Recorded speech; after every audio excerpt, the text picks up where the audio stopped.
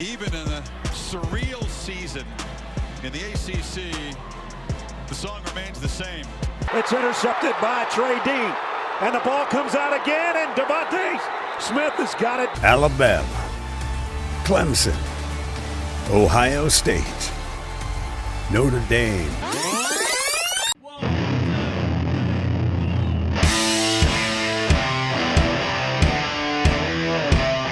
You are listening to The Review on the OSG Sports Podcasting Network.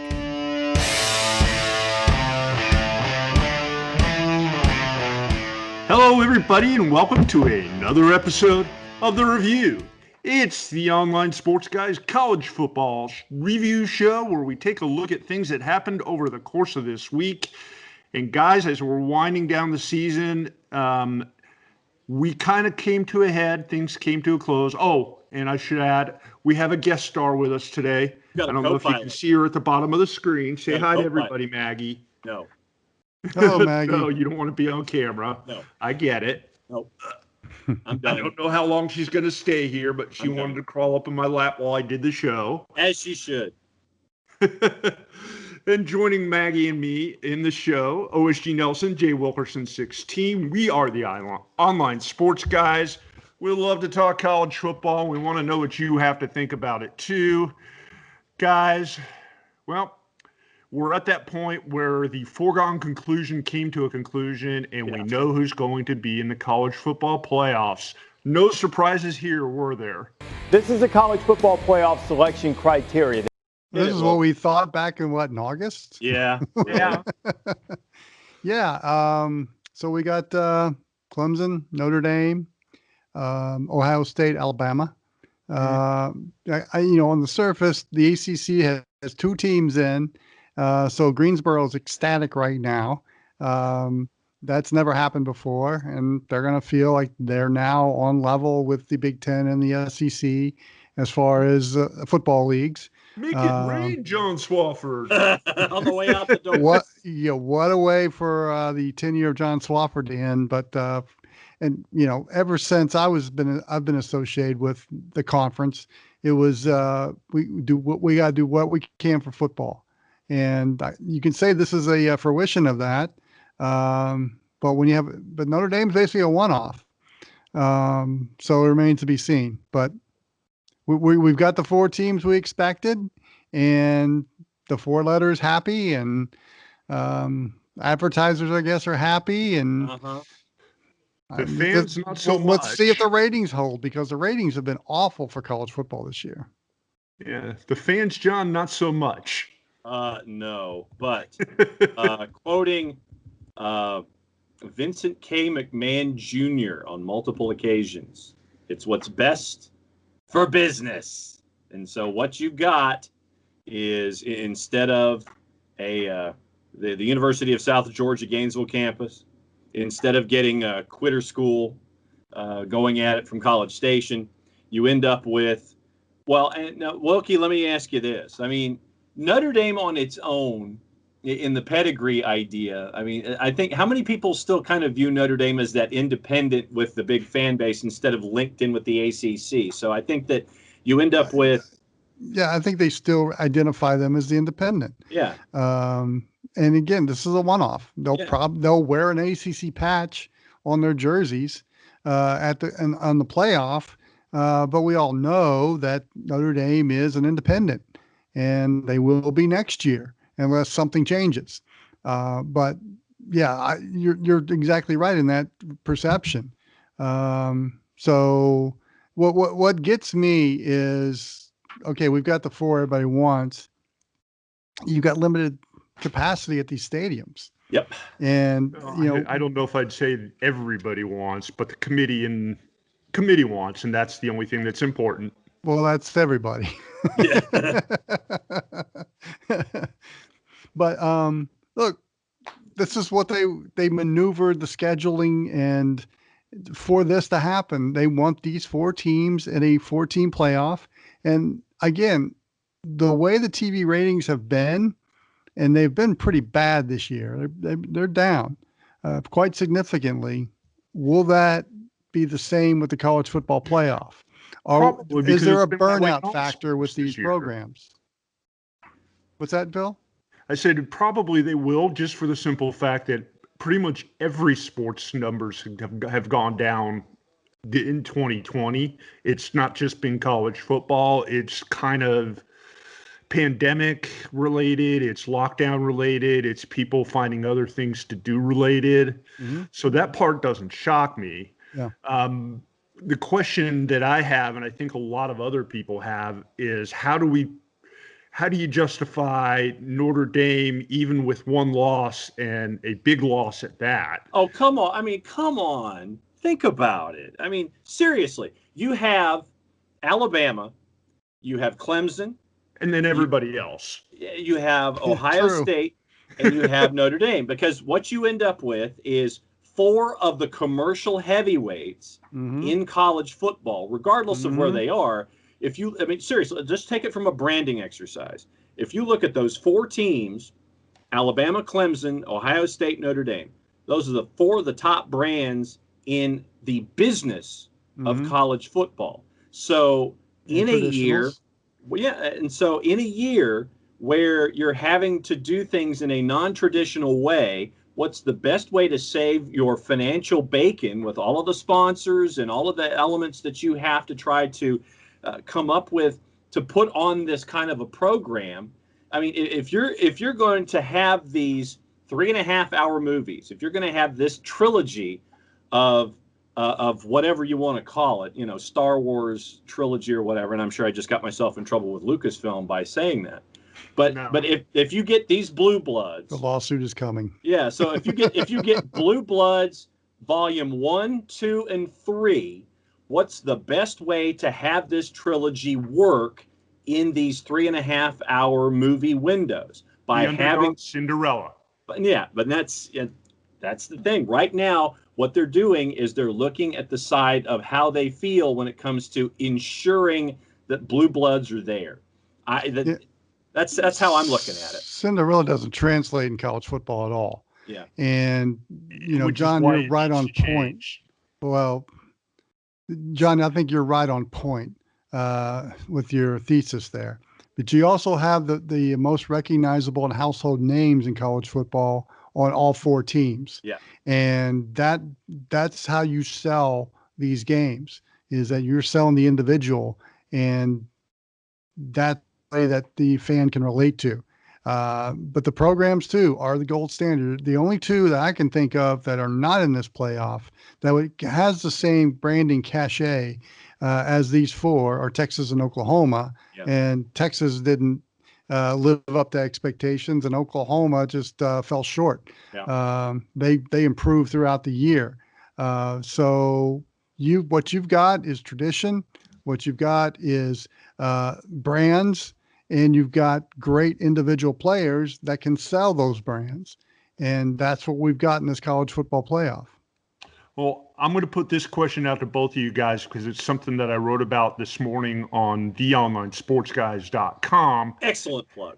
And that's the over-reliance of college football on tradition and history as opposed to proving it on the field. Yeah. Brand names are a subjective matter. Just because you have the biggest name doesn't always mean you have the best team. See, Granted, Texas. this year it's hard to argue against the fact that Clemson and Alabama are the best 2 teams. They've been the best 2 teams for basically 4 out of the last 6 years. Yeah. Which takes a little bit of the fun out of it. If you're going to Yeah. play a game with 130 teams and you have 6 to 10 teams that are going to always be in it and the other 120 never are going to have a chance. Yeah. Why can't we settle this on the field? Why can't we do it as a system where you have, say, 8 teams in it and all 5 Power 5 teams get 1 representative, you get 2 wild cards, and you get a group of 5 team? What's wrong with that? Hit it, Wilkie. Well, you're dealing with a sport that is physically demanding, and you've already asking these student athletes to play 12 games, regular season games. They do it at every other level. So, again, you're asking guys to play 12 regular season games, and the Power 5 level is a much different level than FCS, than Division II, and Division III. You can stand at a Division II game, a Division III game, and the violence isn't as dramatic as a major college football game. So I get that point. If you want to do a playoff, 16 is the max to me. Yeah. Because you got to have that recovery time. And you're asking what, another month of the season after that. It's not like the NCAA tournament where you can play 2 games in a week and you can play games within 2 days. Or if you're in the play-in or the opening round or whatever they call that now in NCAA tournament, you play 3 games in a week. You can't do that in college football, especially at major college level. To me, 16 is the max. But what you're saying here, you want something very similar to what the NFL has, and I get that. The thing is, you're going to be running in head-to-head with the NFL playoffs. And I don't think college football wants to do that because the NFL playoffs are going to win every time in a ratings war with college football. So college football finds themselves in a hard place here where, they're popular, but they're not as popular as the National Football League, and they don't want to compete head-to-head with what they do. I mean, it's perfect. They end it right in the beginning of January and end it right before the NFL playoffs get hot and heavy because really college football is going to kind of fade away in the oblivion if they're going head-to-head with the NFL. Well, I would offer this, and I offered this in my column. You're talking about one extra game if we go to an 18 playoff.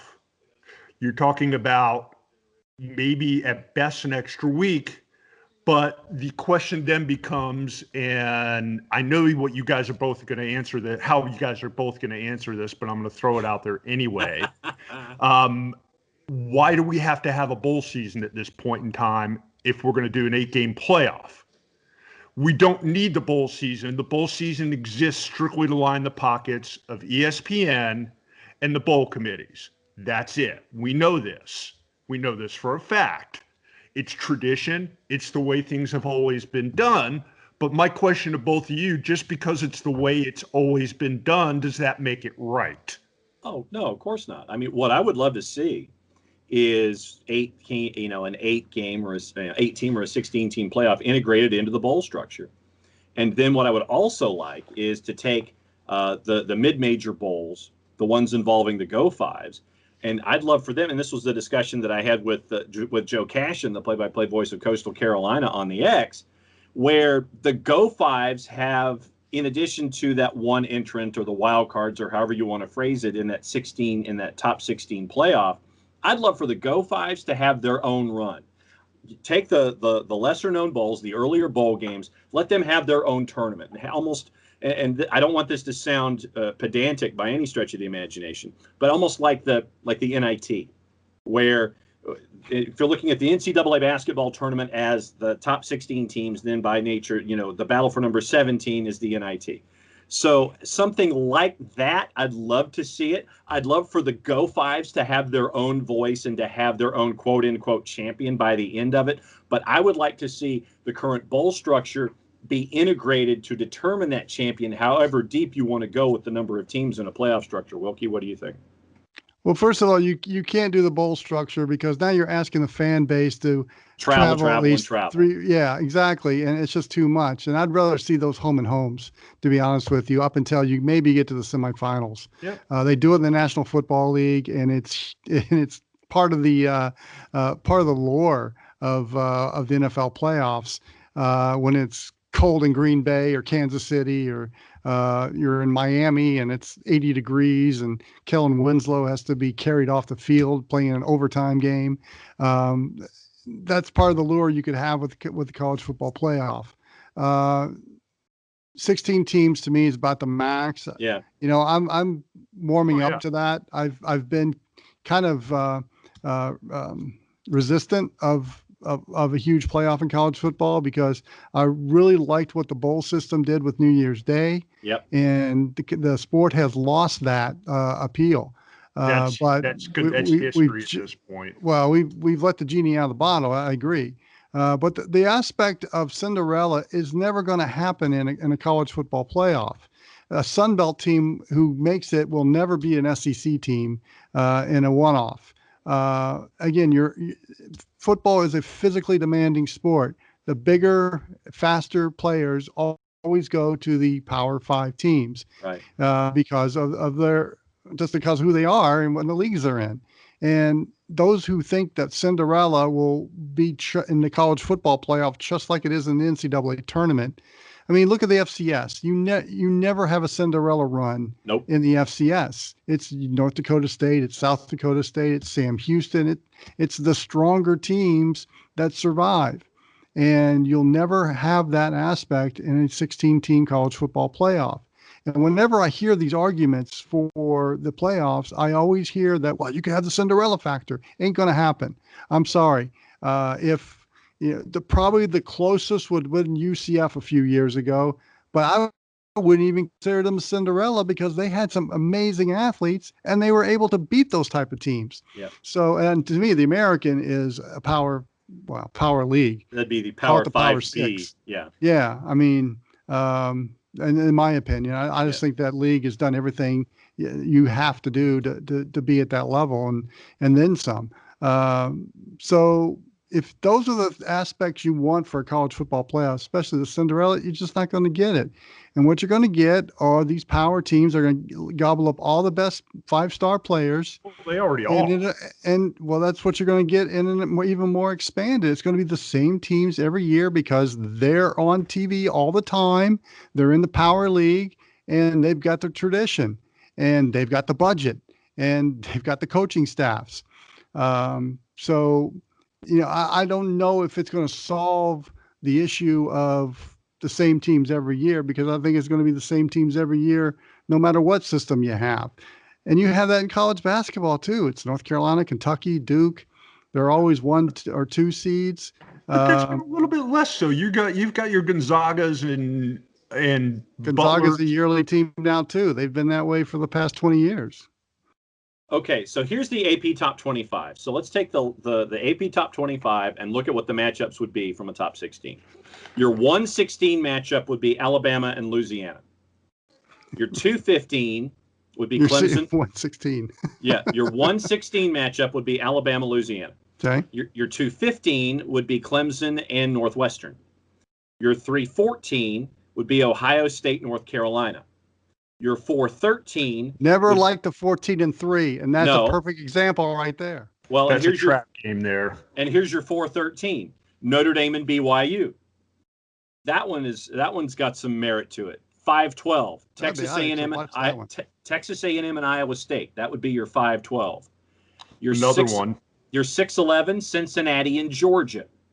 Mm-hmm. Your 710 Indiana, Florida. And your 8-9 would be Oklahoma and Coastal. There's some pretty good games in that list. I would say outside of Alabama and Clemson, and I said it at the beginning of this, outside of Alabama and Clemson, everything else is wide open. This year, in particular. I don't think Coastal could hang with Oklahoma. I really don't. As good as they are, but they played against BYU. Oklahoma's size would just overpower them. They would wear them down. Their butts are far bigger. Yes. Yeah. What was the one? Cincinnati and Cincinnati and Georgia was your 611. Considering Georgia would probably win it, but it would be close. Indiana, Florida is your 710. Yeah, that's a great matchup right there. You got 2 Power 5 teams that are second tier. The thing about it is Michael Penix wouldn't have played, and you would have loved to have seen Penix against Florida's defense. 512, A&M and Iowa State with pointing Matt Campbell. Yeah, that again, another great matchup. Yeah, I mean that would be a fun game to watch.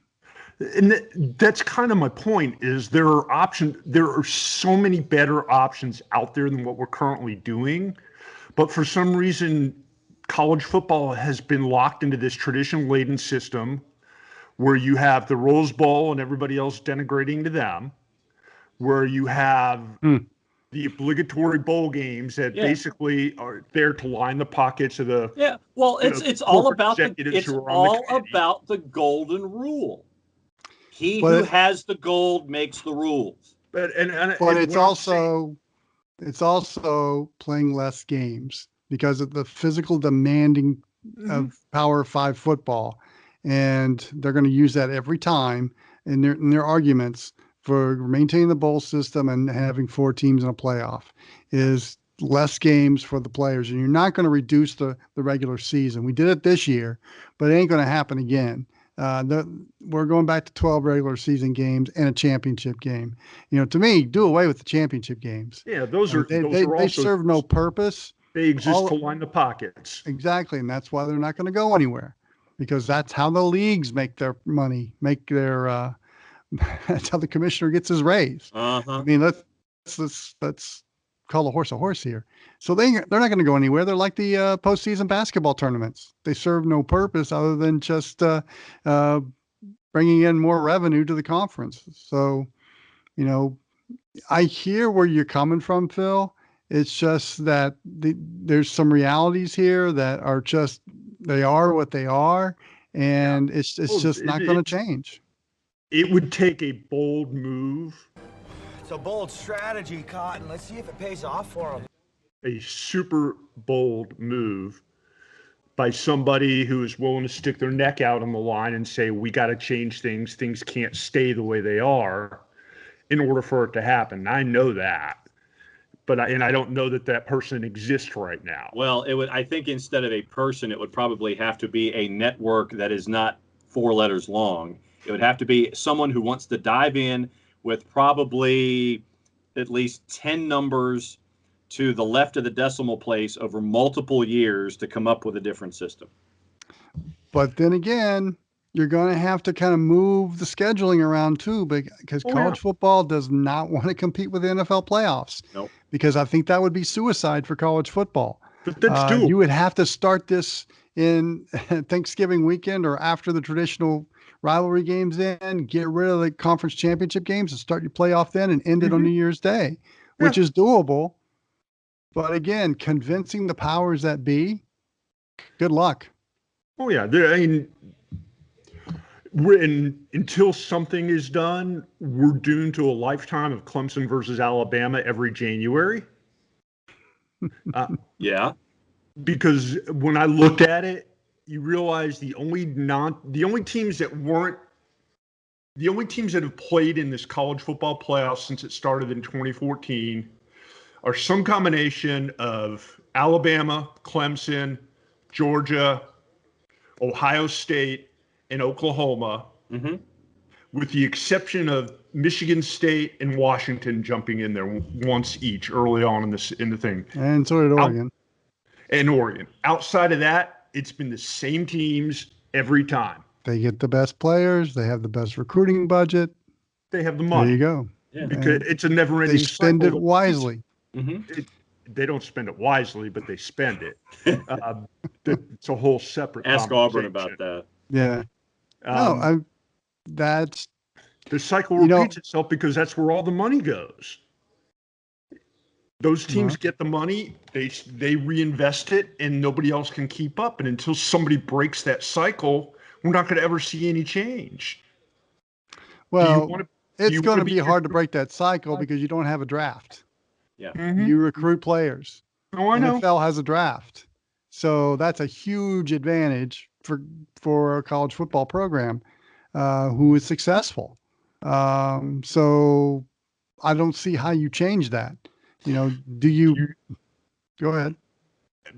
My concern is that 5 years from now, we're going to be talking about the 8th consecutive matchup between Clemson and Alabama for the college football championship. You might be. Yeah, you might absolutely. You might be. Unless, by then Nick Saban will probably be retired and whoever's predecessor is kind of taking over the reins, kind of like what Ryan Day is doing at Ohio State. Dabo Swinney might be coaching in the NFL right now. That to me is the only thing that's going to happen as far as breaking that circle is when the coaching changes start happening. When the Nick Saban retires, Brian Kelly moves goes on. away. Well, Yeah, when that situation and at the goes same away. time, when's the current contract up for negotiation? 25 For which league? for the CFP. When is that? When is Oh, the the CFP, I think it is 25. But right now, I don't know if anybody is going to jump after it. Because right now, I don't know. Let's see what the TV ratings are for this one and going forward. Because, they've been good, but they haven't been, I don't think they've been the numbers that they've expected. They're not getting the Super Bowl type numbers, and I think they expected no. that. Yeah. And I'm It's curious partially to see their own what fault for bad programming. I'm curious to see what the numbers are going to be this year because college football is down 30% as far as TV ratings. And going forward, what the ratings are going to be like, because I'm not sure if networks are going to want to invest that many dollars in the same product every year. So that's probably where you're going to see the majority of change. It's just whether what the public wants and what the public's appetite is for college football and for a playoff. Obviously, there's no appetite for bowl games, and I will definitely I definitely feel that way too. I mean, maybe the New Year's Six bowl games, but even that doesn't have the appeal it used to have. These are programming opportunities that are filling a schedule for advertisers. This is programming. It is not college football. That exists reality shows solely for the bowl committees and ESPN. Players are opting out left and right. This year, teams are opting out left and right because it's not worth going to the games. And we're at a point where we may not even have enough teams to play in what the 30 or so games that are left. We've had 11 games that have already been canceled at the time that we record this. And we're talking about the potential of having some possible 3 and 5 teams invited to play in a bowl game. What's the point in that? You need opponents for programming. Bottom line, a team cannot play itself. This is a programming grid that has to be fulfilled because of advertisers and blocked out opportunities that are there by this particular network that hosts, I want to say, close to half of the events. And that's what they are. They're not bowl games. They're events. They're promotional opportunities for the sponsors, the cities, whatever element is attached to it. Why do you think Montgomery, Alabama, and the Central Alabama Sports Council decided to add another bowl game because and take they the one make killing off of it? Ding. You've got to protect the New Year's Six bowls. Yeah. Because those are the ones that have been around and have the cachet. And if you're inviting 3 and 5 teams to those, I mean, they've lost all credibility. And this is where I feel bad for the Coastals, for the Cincinnatis, who really deserve to play in a New Year's Six bowl if they can't get in the playoff, because that's a big deal for them. Mm-hmm. And it's going to, money, and it's just going to be subdued this year because they can't bring their people and it's just not going to be the same. Yeah. And that it all circles back to the same point I made early on. And that's, we got to upend the bowl system because it's going to it's slowly suffocating the game, and it's going to continue suffocating the game as more time goes on. I have gotten on my horse way too long here in the first half of the show. I know you have. But it's something that I feel really strongly about. And I just think the game has to change. Something has to give, or eventually people are going to just completely lose interest. I think Wilkie's point about the TV ratings is valid, but at the same time, every sport that's on television this year in 2020 has experienced 20 to 50% audience loss. So I wouldn't expect the college football playoff games to draw that well because nothing else has. If it happens again next year, that's a different conversation, when you can have fans there and there's a lot more excitement around it. But that being said, let me wrap it up here for the first half of the show. When we come back in the second half of the show, we're going to talk a little bit more about players opting out, some coaching changes, including the return of a Big Ten legend to the Big Ten. Oh. No big.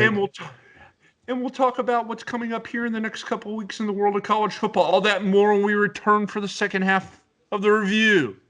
You are listening to the review on the OSG Sports Podcasting Network. I almost made it through without screwing up at least once. The OSG app is up and running on your Android or iPhone. Install the OSG app and listen to our podcast from college football, soccer, and lacrosse. What are you waiting for? Download the OSG app today. We know that every driver is different, and a one-size policy does not fit all. That's why Country Financial offers a variety of discounts, so you get the coverage you need and the savings you deserve. From good driver to good student, multi-policy to multi-car, we've got a discount to suit every driver. Call Jason Wright at 678-568-6871 today to see what you could save. On Facebook at Jason Wright Agency, or by phone at 678-568-6871. Discounts vary by state. Policies issued by Country Mutual Insurance Company, Country Preferred Insurance Company, or Country Casualty Insurance Company, Bloomington, Illinois. If you've been hurt in a car wreck, contact my friend Steve Apolinski of Apolinski & Associates. He's been representing individuals for over 30 years throughout Georgia and Alabama. Email him at steve@aa-legal.com or call him 24/7 at 404-377-9191. The initial consultation is free. The Online Sports Guys would love to hear from you. Go to our Twitter page at OSG Sports for a comment, rant, or just whatever's on your mind about college football. Now, back to The Review with the Online Sports Guys. This is Jim Rockford. At the tone, leave your name and message. I'll get back to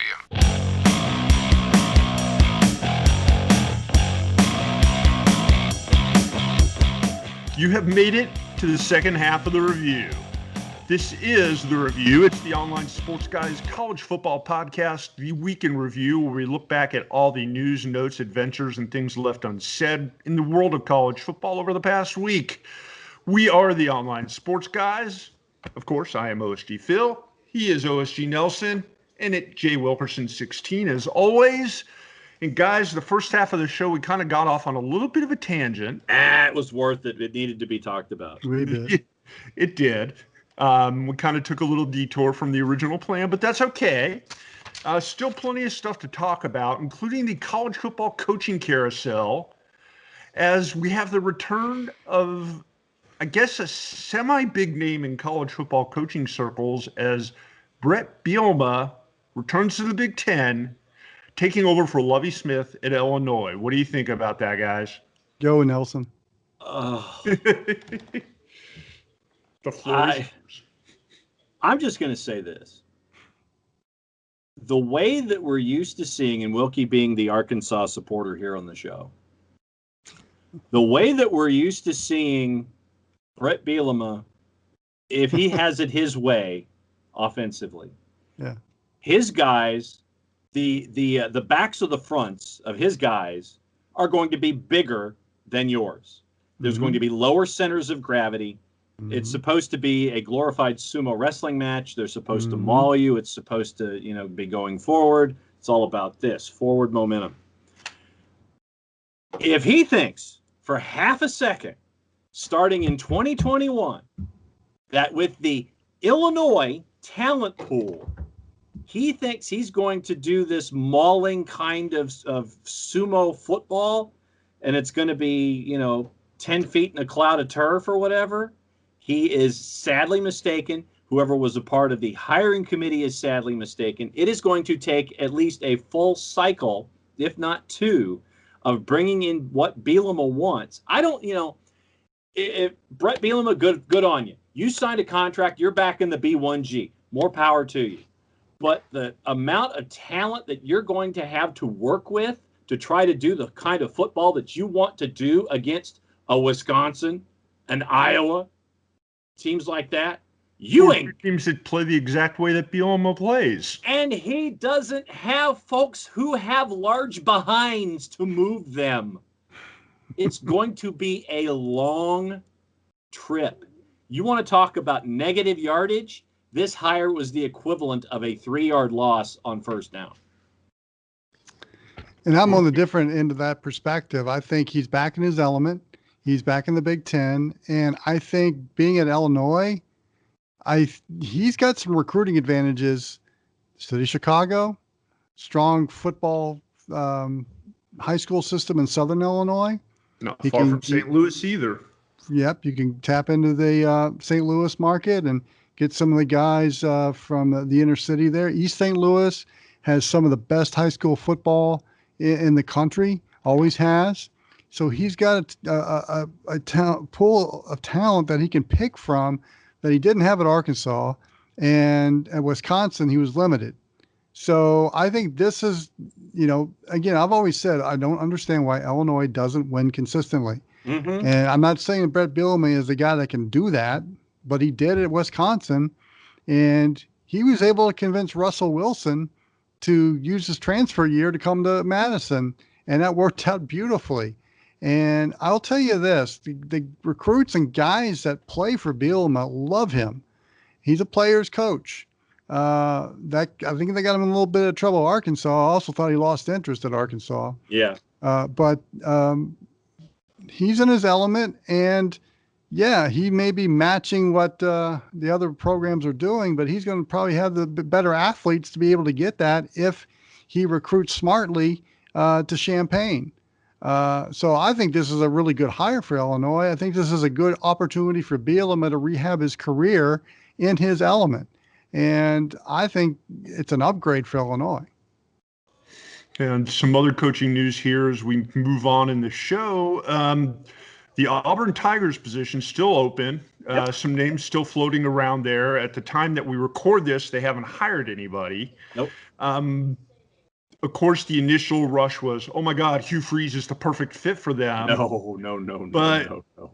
The conversation of late seems to have steered a little bit closer towards either defensive coordinator Kevin Steele or perhaps UAB head coach Bill Clark. And you could argue outside of Nick Saban that Bill Clark may be the most second best coach in the state. Yeah. Yeah, I agree. And the three of us love him for what he's been had to go through and how successful he's been. And I just wonder if Auburn is the one that can pry him away from UAB. I mean, they're getting ready to open a new stadium in downtown Birmingham that he was kind of the spearhead of. And I just think the timing's awful. I don't know if he's going to leave Birmingham for Auburn with everything that he's worked toward coming to fruition. I think that's a tough sell, and you can throw as much money as Bill Clark as you can. I'm not so sure it's money that he wants to earn. And then there's Kevin Steele. There's always a stigma about hiring your coordinators as head coach. I didn't get a chance to look. I don't know if does he have head coaching experience? Yeah, was he at Baylor?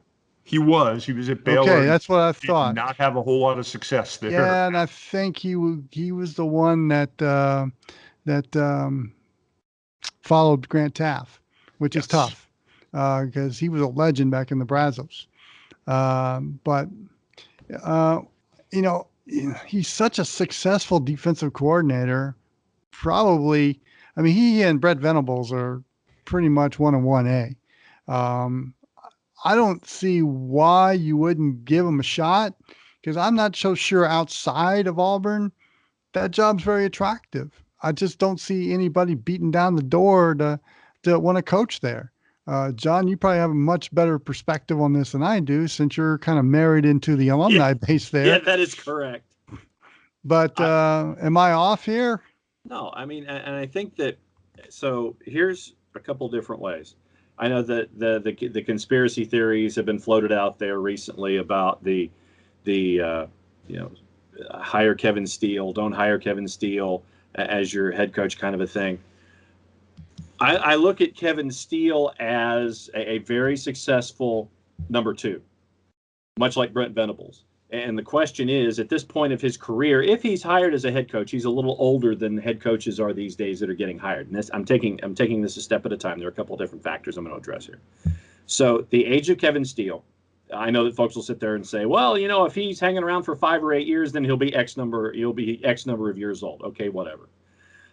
Second, does Kevin Steele want to be a head coach? Where would he want to be a head coach? Do you want to be a head coach where you're probably only going to be either third or fourth in your conference every single year when it comes to getting bowl bids? You're going to be, until further notice, at least second in the SEC West, because Alabama is going to be number one, Auburn, whomever else, LSU, that's going to be that battle for number two, and so on. You look at all the other names that are being bandied about. You look at a Hugh Freeze, and along the same lines of when Art Briles' name was mentioned or Kendall Briles' name was mentioned, there is a groundswell of opinion that if the university was to go down that road, you would have people not interested in donating in droves because of the history of Hugh Freeze and what sent him to Liberty. I don't think that Hugh Freeze will leave Liberty because with Ian McCaw, he can pretty much do whatever he wants, much like Billy Napier at Louisiana on a separate scale. The AD is going to do whatever to keep those two guys happy. The biggest thing for me is, does Kevin Steele want it? And do you want to be in a position where if you're looking at 8-4 every year and going to a bowl game, is that what you want out of your head coaching position? So there's a lot of mitigating factors here with Kevin Steele. Some of them are stereotypes. Yes, I know, but that's what a lot of folks are looking at. And do you really want to go in that direction? If you could get Bill Clark, I think it would be a tremendous hire. But to Wilkie's point, because of everything that he has built, and when everything was going on, when UAB was on hiatus, thanks to the Board of Regents, is that enough for Bill Clark to go from a school that came back from the dead, that he was a part of and building with a stadium coming up just around the corner, to go to a place where you can finally play that game against the University of Alabama in Tuscaloosa every single year? I don't think it is. I love the idea of Bill Clark being mentioned. Kevin Steele, I don't know if he wants to be a head coach, but do you want to be in that situation in Auburn where there's a glass ceiling and it's hard to break it? A lot to ponder there. That's it. I mean, it is literally something that there's a lot of the politicking involved and a lot of the moving parts that are associated with it. Do you want the headaches, basically? Does Kevin Steele want to be a defensive coordinator and instead be a CEO, or does he want to be one of the best in the business and continue to do so? Does he want that promotion to be the CEO, or does he want to be a DC? Well, at the same time, you don't want this job search to turn into what Tennessee was a few years back. No. And as the days tick by and Auburn still doesn't have a football coach, the more and more that possibility is coming to fruition. And do we get to a point where Auburn is offering that job to anybody with a pulse, like Tennessee did? I mean, they even offered it to Dave Doran, and Doran got a nice little raise out of NC State out of it. Good broker. So yeah, there's going to be some pawns using the Auburn situation to help their situation at their school. But I just don't know. I'm trying to get a feel about how attractive that job is outside of Auburn, Alabama. And I'm not so sure if it's that attractive of a gig for somebody right now. Yep. Like I say, John, you're more dialed into it than I am, and I hope I'm not too far off base. But, but that's the thing is, I think that what you might end up having to do is get one of those younger coaches. Mm-hmm. And I'm just going to use examples. I'm not saying that these individuals are linked, but it's going to have to be someone like, I think, an Eli Drinkwitz, like someone like a Scott Satterfield. It's going to have to be in that vein that will take Neil this Brown. job. Neil Brown has been mentioned, and he has a very friendly buyout number. I believe it's somewhere in the neighborhood of $4 million this year. So that's West a very Virginia. friendly buyout number at West Virginia for a Neil Brown.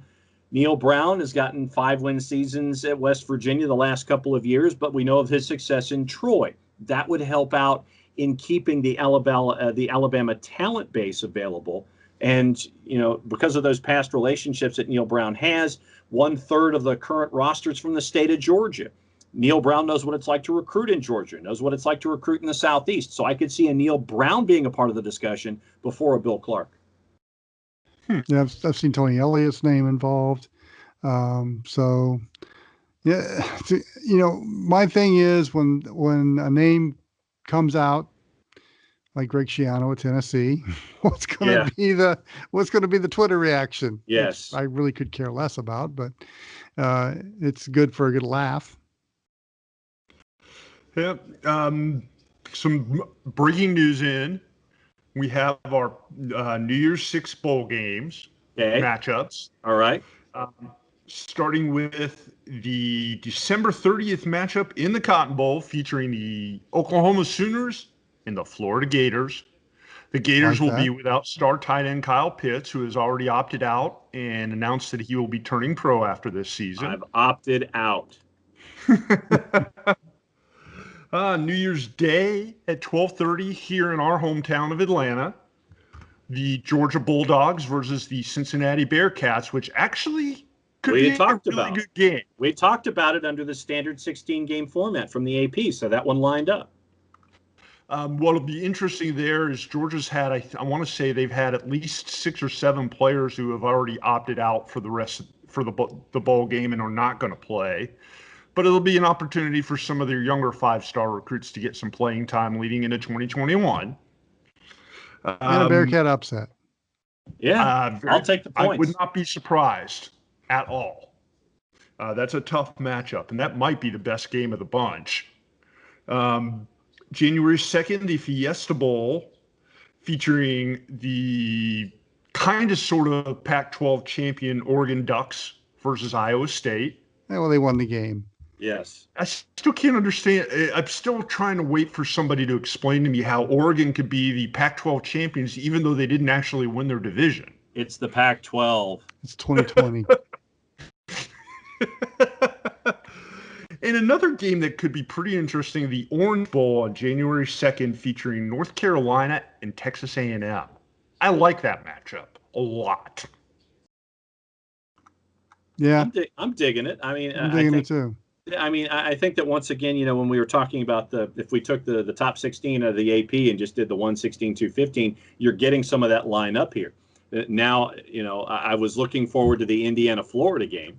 So, now it's Oklahoma and Florida in the Cotton Bowl instead. And then I think that the play, I can't wait with the Cotton Bowl. I can't wait to see what the total is when it's posted. I want to know what the total is in that one. That one's going to be out of control, which probably means it's going to end up being like 17-13 or something like that. I'm looking forward to seeing that offense, especially those 2 running backs in Carolina against that defense of Texas A&M, which is legit. And because Mike Elko is one of the top, we talked about Kevin Steele and Brent Venables. Mike Elko is right up there too. And then you got an A&M offense and a Carolina defense that, one day they're great. One day, maybe I don't want to play today. So this could be let's just say it could be a crazy game. Mm-hmm. I like the matchup. I forgot to ask you guys about your thoughts on this earlier when we were talking in the first block of the show. The Rose Bowl committee finally broke it down and announced that the game was going to be moved, the national championship semifinal game, from Pasadena to Jerry World. Yeah. It took the city of Pasadena telling them, no, we're not letting anybody come into the stadium to watch the game. I want to say it was a day or two before this decision was made. Yeah, they had appealed. The Rose Bowl had appealed. The Rose Committee had appealed twice to the Department of Public Health, and they wanted to have friends and family there, 400 or 500 people just for the game. And the DPH basically told them no on both occasions. I get it. But once again, when you have a corporate sponsor that is recently attached to a bowl game, they're going to want their chunk of change. They're going to want their representation. So you're going to find it a home regardless. And, for Jerry World, that a place like that, all they're going to have to do is just change the paint in the end zones and change the center logo and everything will be fine. I get it. I chalk it up to this year being what this year is, so not necessarily a surprise, Wilkie. Yeah, I just find it interesting because I looked at the COVID rates, and Pasadena has a lower positivity rate than the Dallas Metroplex. So I just don't buy that as an excuse to move the game if you're going to go by those numbers. But the other thing, too, is I really think that this is kind of the slow death of the Rose Bowl to me, because it's lost a lot of significance, and it's because of its own doing. Yeah. They've been so arrogant throughout this process that they're above everybody else in the bowl system, and they have a beautiful setting. Yes, they do, and it is the setting. And I've always thought that if you're going to play a permanent site for a national championship game, you do that on a Saturday afternoon. And they've played Super Bowls there too, and it was breathtaking. But you know what? It doesn't matter anymore. You've really screwed yourself, and now you've got a venue like Jerry World, which I know that one of the things they wanted to do is make that a mecca to football, and not just pro football. And this is kind of the change of direction to me from Rose Bowl to Jerry World, and I don't like it at all. And I just think it's going to further erode any kind of cachet the Rose Bowl has. Mm-hmm. But do you get a pass because of 2020? Probably, but I just don't think. Again, they're the victim of their own arrogance. Yeah. And this is just kind of the I don't want to say the nail in the coffin, but I think you guys know what I'm getting at here. Yeah, this is kind of another notch that. Yeah. It all goes back to what we talked about in the first half of the show. Yeah, you took another leg out from your chair, and so you're trying to figure out, you're balancing on how many other legs you have left. Mm-hmm. So we're taping here leading into Christmas this week. Anything else you guys got that you want to talk about here before we wrap up this show? Well, you got a wish list for your college football teams? Yeah, really? I'm sure. Well, let's see. Mine, to finish above 500 between now and 2027. How about that? I'll take it for mine too. Yeah, mine has finished over 500 and will be in a super minor bowl game. You're in a bowl and you're north of 500. That's the way to go. And you have to share yours with my son now. Is he official? Oh, yeah, he's going to Georgia Southern. Bravo. Nicely done. Yes. Very well played. That makes me very happy. I'm sure it does. He'll invite you to one of his parties. Wow. Okay. Wow. Or you can tell him the hot spots. There you go. Yeah, somehow I think they probably, with the exception of maybe Dingus McGee's, it's probably changed since I was there in the late 1980s. Yeah, I believe it has.